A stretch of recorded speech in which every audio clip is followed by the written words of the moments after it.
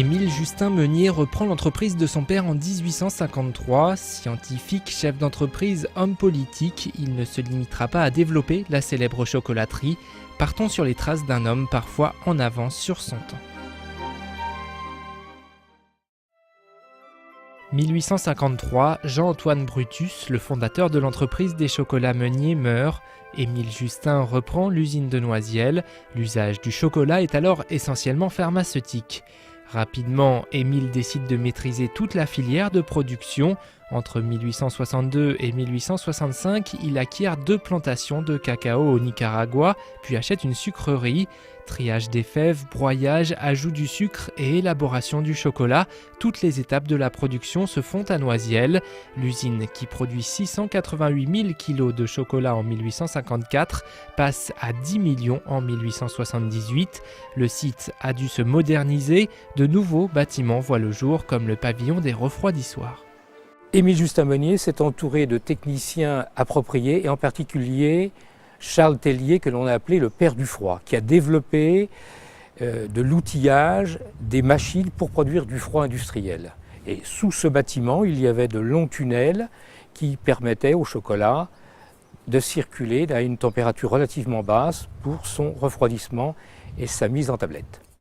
Émile Justin décide aussi de mieux utiliser l'énergie hydraulique et d'agrandir le moulin. Le vieux bâtiment dont on trouve déjà trace en 1157 va être complètement refait.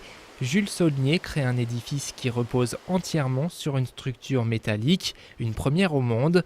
Pour un bâtiment industriel, le projet est inédit.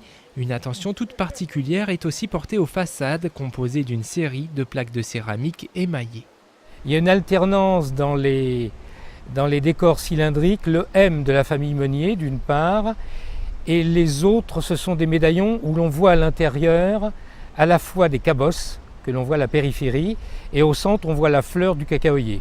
Émile Justin marque l'usine de son initiale, son nom et sa marque voyagent déjà partout dans le monde.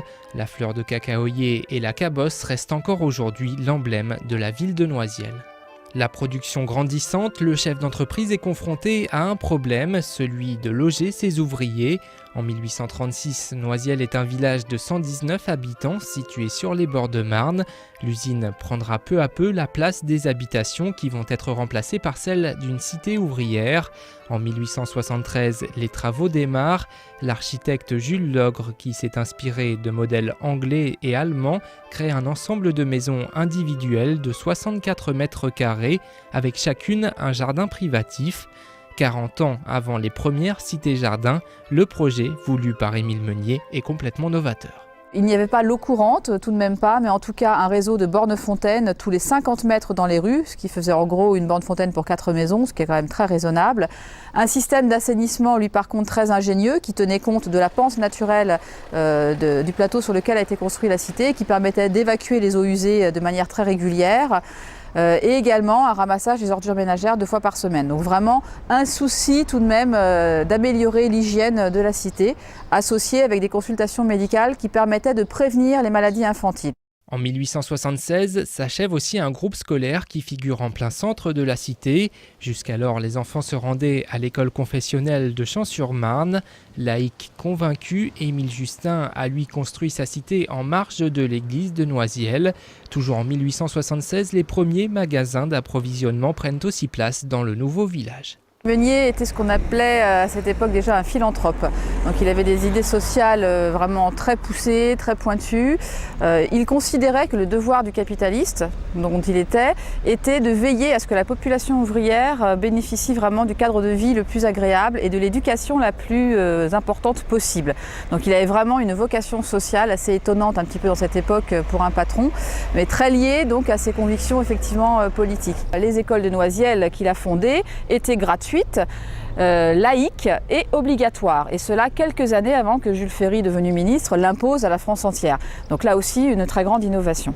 Émile Justin expérimente ses idées dans un village qu'il est en train de recréer. À terme, la cité comptera plus de 300 logements sur des terres privées qui appartiennent uniquement à la famille Meunier. Au fil des ans, Émile assoit donc son pouvoir sur Noisiel et ses environs. Les terres avoisinantes et le patrimoine existant sont peu à peu rachetés. À quelques centaines de mètres de l'usine, Émile et sa famille prennent place dans une grande maison bourgeoise surnommée le Petit Château. Ce petit château appartenait à un monsieur Carteron, qui était ancien maire de Noisiel. Et donc, Émile Justin, en achetant ce château, en achetant les terres qui l'entourent, s'approprie à la fois le foncier d'une partie de Noisiel, mais également c'est un signe politique fort qu'il va faire vis-à-vis de sa prise de pouvoir. Émile Justin fait appel à l'architecte Bonneau pour agrandir le petit château. Des tourelles sont ajoutées sur le toit ainsi que 2 demi-lunes sur les côtés. Caissons de pin au plafond, vitraux, le décor d'une salle à manger est particulièrement soigné. Autre acquisition d'Émile Meunier, la ferme du Buisson qui sera considérablement agrandie à la fin du XIXe siècle, où le parc et le château de Noisiel. Aujourd'hui disparu, cet édifice est racheté au comte de Nicolaï. Il n'était pas un lieu de vie pour les Meunier, mais de célébration et de représentation. En 1871, Émile officialise son emprise sur le territoire en devenant maire de la ville. Homme de conviction, il fonde une revue où il collabore avec Daudet et Zola. Il écrit aussi plusieurs ouvrages et devient conseiller général puis député en 1876.